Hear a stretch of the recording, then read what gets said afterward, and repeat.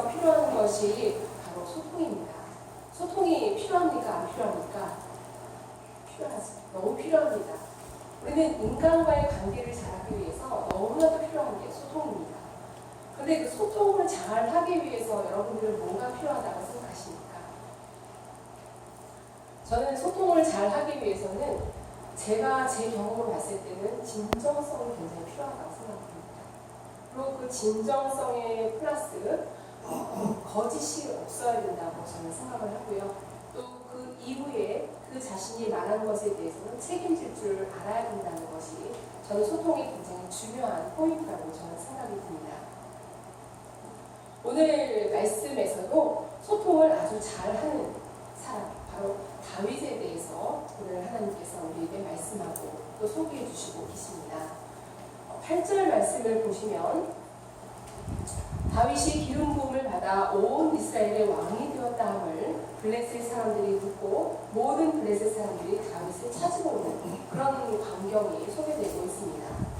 사실 말씀은 8절에서부터 시작되고 있지만 그 14장 1절부터 7절까지의 말씀을 잠깐 살펴보면은 두로왕 히람이 다윗에게 사신들도 보냈고요. 또 백향목 나무와 석수, 목수를 그에게 보냈습니다. 그래서 그로 하여금 궁전을 만들 수 있도록, 건축할 수 있도록 도와줬다는 이야기가 14장 1절에 소개되고 있습니다. 이건 어떤 뜻입니까? 이 말씀을 통해서 우리가 알 수 있는 것은 이미 다윗이 온 그 나라 주변 국가들에게 이미 다윗이 왕으로서 하나님께서 인정하고 또 주변의 국가들도 인정했다라는 것을 우리에게 말씀하고 있는 것입니다. 그런데 이 사실을 다윗이 사실은 이제 그동안 자기가 왕이 되었음에도 불구하고 그 왕으로서의 자신의 그 어떤 그런 입지를 잘 깨닫지 못했던 것 같아요. 왜냐하면 그 뒤에 말씀에 어떤 말씀이 있냐면 2절 말씀 보면 다윗이 여호와께서 자기를 이스라엘의 왕으로 삼으신 줄을 깨달았으니 이제서야 하나님께서 자신을 온 이스라엘 왕으로 하나님께서 세우셨다라는 것을 이제서야 깨달았다라는 그런 소개를 하고 있는 것입니다. 그만큼 다윗은 자신이 왕으로서 열심히 하려고 했던 그런 마음보다는 그저 하나님께서 맡겨주신 일이니까 최선을 다해서 열심히 감당했을 뿐이었다는 그런 어떤 그 다윗의 마음을 우리가 읽어볼 수 있다라는 것이죠. 그런데 사실 이 일이 있기 이전에 바로 직전에 어떤 상황이 벌어졌냐면 다윗은 그 블레셋과의 관계에 있어서 사실은 그 이스라엘과 블레셋은 아주 좋지 않은 관계였어요. 때로는 좋은 관계였기도 했지만 때로는 아주 적대 관계. 사실 우리나라와 어떤 일본, 우리나라와 중국 어떤 이런 관계에서 지냈던 나라가 바로 블레셋이었거든요. 근데 이 블레셋이 끊임없이 쳐들어오기도 하고 때로는 또 이스라엘이 블레셋을 공격하기도 했는데 또 그런 관계에서 사울이 왕이었을 때 집권하고 있었을 당시에 이 다윗은 자신이 이스라엘인이지만 그 블레셋에서 사울 왕에서부터 쫓겨나서 내가 블레셋에서 왔다. 그래서 미친 척하는 그런 상황을 보여주는 그 장면이 사무엘 하에 등장합니다. 그래서 사무엘 상에 등장하군요. 사무엘 상에서 등장합니다. 그래서 블레셋인들에게 있어서는 사실은 어떤 그런 다윗은 좋은 관계로 지내고 있었어요. 왕과는 좋은 관계로 지내고 있었습니다. 그런데 갑자기 다윗이 전 이스라엘의 왕이 되었다는 소식을 듣고 블레셋이 가만히 둘 수가 없죠. 이 다윗을 어떻게든 멸하러 지금 보고 있는 그런 상황이 벌어지고 있습니다.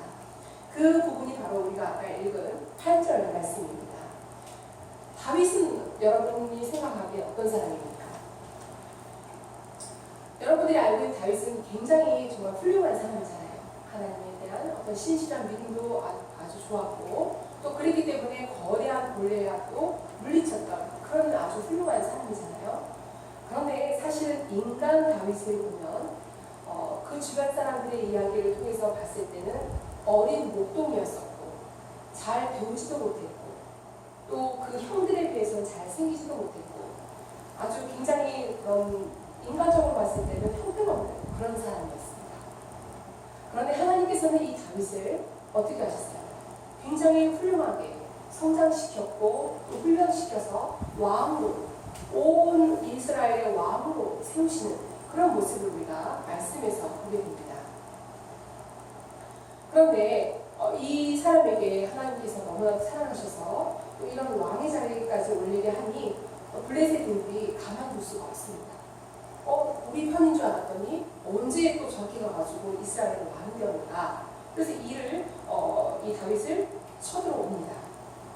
그런데 다윗이 이 상황 가운데에서 먼저 갈 것인가 아니면 내일 갈 것인가, 그들을 무찔러러 가야 되나 말아야 되나, 이 기로 안에서 다윗이 어떤 행동을 했습니까? 오늘 말씀을 보니까 어떤 행동을 했습니까? 기도했어요. 하나님 앞에 물었습니다. 바로 그 부분이 10절이죠. 소통을 한 겁니다. 하나님과의 소통을 한 거죠. 그랬더니 하나님께서 뭐라고 말씀하셨습니까? 너의 손에 넘길 것이니 그대로 올라가서 쳐라 라고 말씀하십니다. 그래서 11절을 보시면 11절에 여러분들이 아까 읽으셨던 부분이 바알브라심입니다. 비알이 아니라 바알브라심입니다. 이에 무리가 바알브라심으로 올라갔더니 다윗이 거기에서 그들을 치고 다윗이 이르되 하나님이 물을 쪼갠같이 내 손으로 내 대적을 흩으셨다, 이렇게 말씀하고 있습니다. 이 바알브라심 뜻이 바로 이 뜻입니다. 하나님께서 물을 흩으신같이 멸하셨다라는 그런 의미를 담고 있는 것이 바알브라심입니다. 그래서 다윗이 거기서 그들을 치고 하나님께 또 영광을 올리죠. 물을 쪼개같이 내 손으로 내 대적을 흩으신 하나님께 찬양하는 그 모습을 우리가 볼 수가 있습니다. 그런데 한 번 물리쳤어요. 한 번 물리쳤는데 어떻게 했습니까? 또 이 블레셋이 적군을 데리고 또 자신의 그 군대를 데리고 또 이 침범하러 오는 그런 모습을 13절에 담아내고 있습니다. 블레셋 사람들이 다시 골짜기를 침범한지라 라고 13절에 소설되어 있습니다. 또 14절에 또 어떻게 했습니까? 다윗이 이 상황 가운데에서 여러분 같으면 어떻게 하시겠습니까? 한 번 질문했잖아요.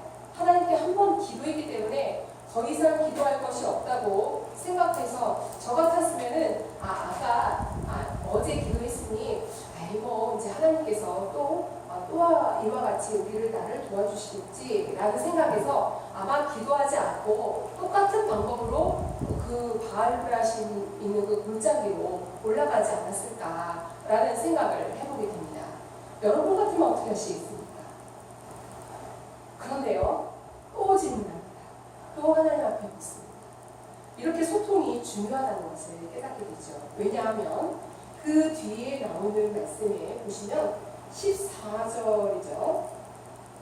다윗이 또 하나님께 묻자오되 하나님이 이르시되 뭐라고 말씀하시는 게 다릅니다. 마주 올라가지 말고 그들 뒤로 돌아서 뽕나무 숲을 맞은편에서 그들을 기습하되 뽕나무 꼭대기에서 길을 걷는 소리가 들리거든 곧 나가서 싸우라. 자, 방법이 어떻습니까? 아까 처음의 방법과 다릅니다. 그러니까 하나님께 끊임없이 우리는 질문해야 된다는 것. 이렇게 다윗처럼 끊임없이 하나님 앞에 어떤 상황을 놓고 계속 기도해야 된다는 것을 우리에게 가르쳐주고 있습니다. 아까도 말씀드린 것처럼 저 같았으면은 한 번 질문했고 똑같은 그런 상황이 연출되었기 때문에 또 한 번 기도를 해야 되나 이런 생각을 해볼 수 있다는 거죠. 그런데 그렇게 하지 않고 이 다윗은 또 한 번 질문합니다. 어떤 상황이 닥쳐오고 간에 하나님께 끊임없이 질문하며 하나님 앞에 끊임없이 기도하는 그런 다윗의 장면을 우리에게 하나님께서 소개하고 계십니다. 이렇게 여러분, 기도는 굉장히 중요해요. 우리는 기도가 일상적이어야 됩니다. 기도는 뭐라고 했죠? 두 글자로. 기도는 무엇입니까? 호흡입니다. 호흡. 우리는 호흡하지 않고는 살아갈 수가 없어요. 그런데 우리는 기도를 밥 먹듯이 해야 되는 것이 기도지만 놓치고 살아갈 때가 너무나도 많다는 겁니다. 하나님 앞에 기도하기를 늘 우리 그것이 일상이 되어야 되고 생활 습관이 되어야 되고 관습이 되어야 되는데 그렇지 못할 때가 너무나도 많다는 것입니다. 그래서 하나님께서 이 다윗에게 이렇게 정말 다른 방법으로 가르쳐 주시는 것을 제가 오늘 보면서 깨달으면서 하나님께는 이렇게 늘 기도를 해야 되는 거구나. 하나님께 한 번 물어봤으니까 이번에는 물어보지 않아도 되는구나 라는 것이 아니라 끊임없이 하나님 앞에는 기도를 해야 되는구나 라는 생각을 또한 해보게 됩니다. 그 이유는 하나님의 방법과 우리의 방법은 정말 다르다는 겁니다. 아까 우리 박원기 지사님께서 기도하시면서 우리 교회의 그 노예 가입 문제를 놓고 기도해 주셨는데요. 제가 이번에 노예 가입 문제를 놓고 사실은 오래전부터 저 교회를 설립하는 그 당시부터 그 전부터 기도를 했던 것 같아요. 노예 가입 문제를 놓고 기도를 했는데요.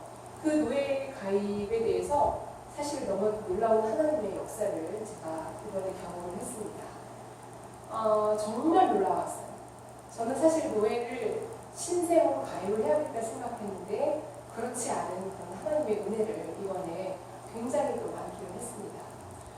정말 하나님의 생각은 나의 생각과 너무나 다릅니다.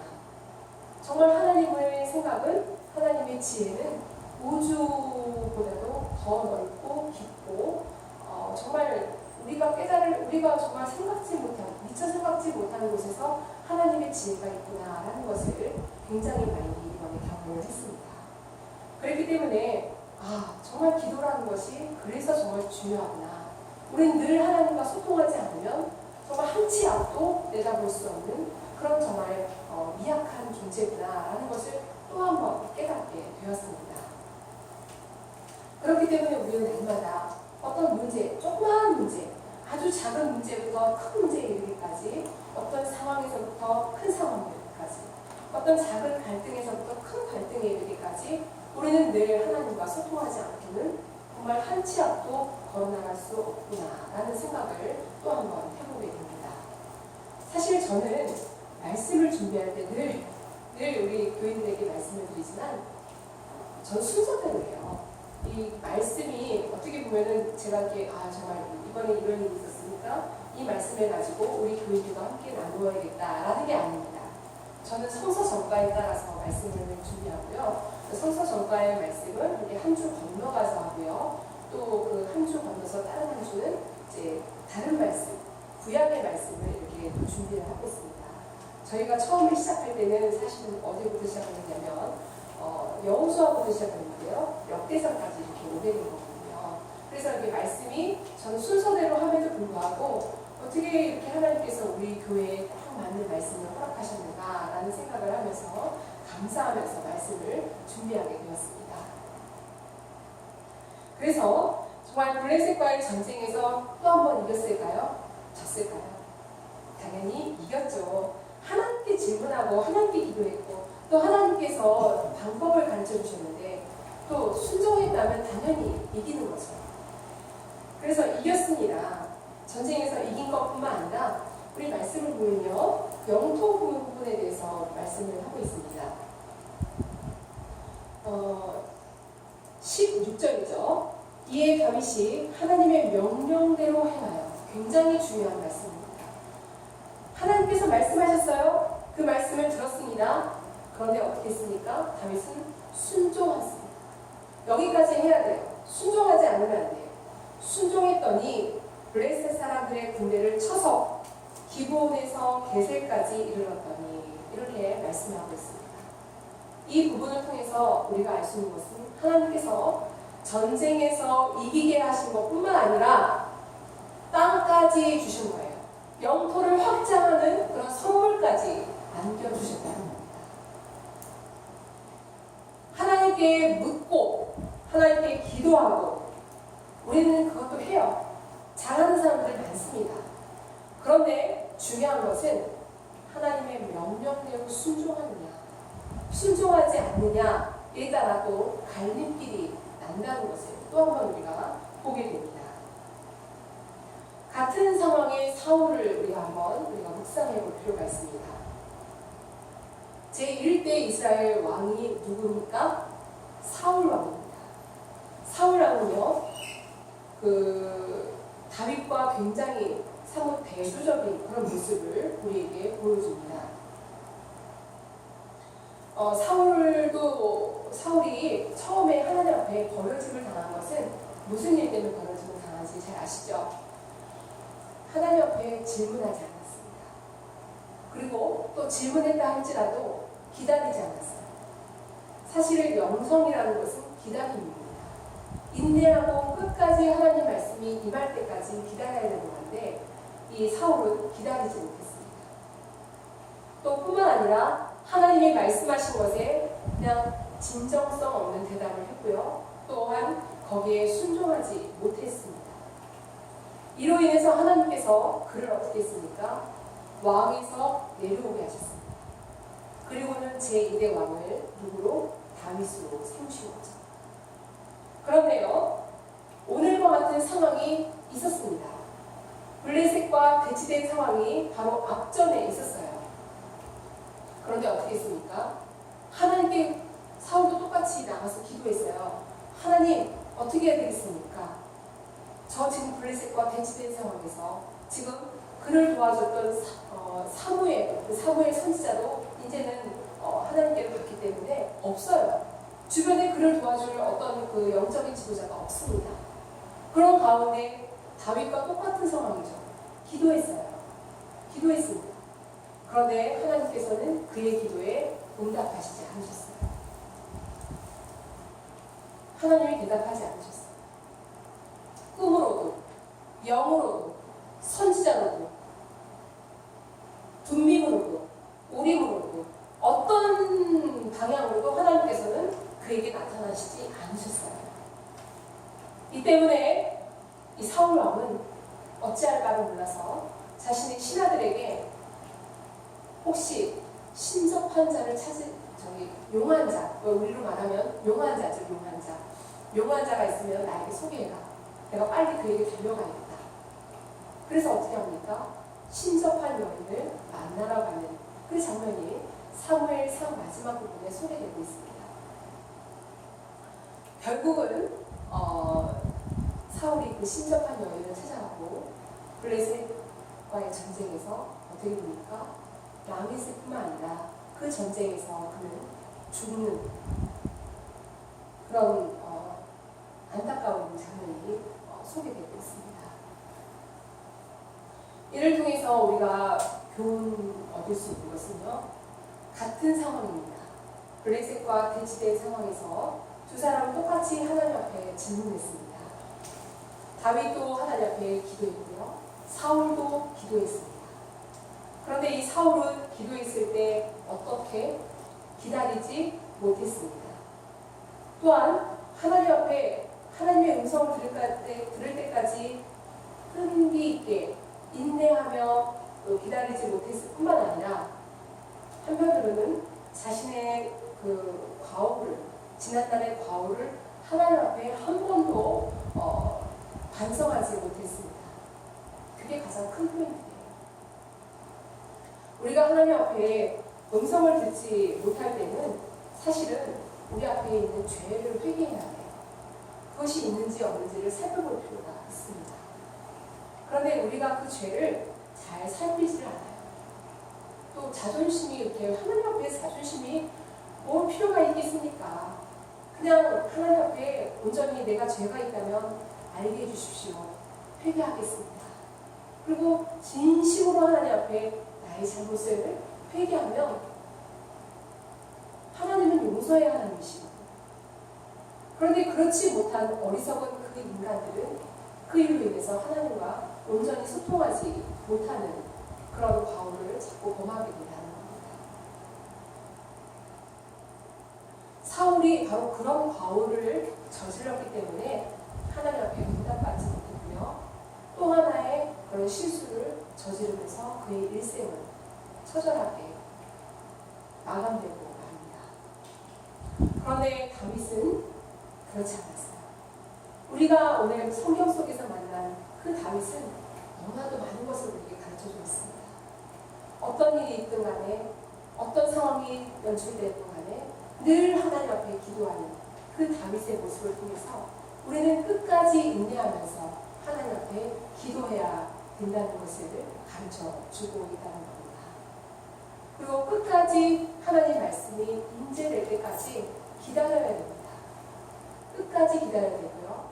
하나님 말씀이 들리지 않을 때는 반드시 내 안에 혹시 잘못된 것은 있는가? 하나님 앞에 회개하지 않은 분이 있는가? 혹은 내 옆에 있는 친구나 내 옆에 있는 가족들과 혹시 다툰 일이 있지 않은가? 그것을 반드시 회개하고 나아가야 됩니다. 그리고 또 그들과 사과하고 나와야 됩니다. 그렇게 해야 우리의 기도가 열립니다. 예수님께서 말씀하셨잖아요. 혹시 친구와 다툰 일이 있다면 반드시 예배를 드리기 전에, 예물을 드리기 전에 사과하고 화해하고 예물을 드려라 라고 예수님께서 우리에게 분명히 말씀하셨습니다. 그런데 그 부분이 해결되지 않은 가운데 기도를 했다. 잘 풀리지 않죠. 열릴 수가 없습니다. 우리는 그것을 잘 깨달아 알아야 할 필요가 있습니다. 그래서 우리는 다윗과 같은 사람이 되기 위해서 좀 더 하나님 앞에 기다려야 하고요. 또 진정성을 가지고 하나님 앞에 기도하는 그런 하나님의 사람들이 되어야 되겠습니다. 말씀을 정리하려고 합니다. 오늘 다윗의 기도는 굉장히 훌륭한 기도입니다. 왜냐하면 하나님과 소통하기 위해서 또한 모든 일들을 하나님 뜻 안에서 하나님 계획 안에서 이루기를 바라는 마음에서 기도했습니다. 우리도 그와 같은 기도가 날마다 삶에서 우러나와야 합니다. 습관적으로 늘 우리 일상이 되어야 합니다. 그것을 놓치지 않고 살아가기를 바랍니다. 그래서 그런 모습을 통해서 하나님과 소통하시는, 또 그것을 통해서 하나님께 영광 돌리는, 그것을 통해서 하나님께로부터 건강한 지혜를 여러분들이 얻어가는, 그래서 귀한 삶을 살아가며 하나님께 기쁨이 되는 귀한 삶을 살아가시는 저와 여러분 모두가 되시기를 간절히 소망합니다. 기도하시겠습니다.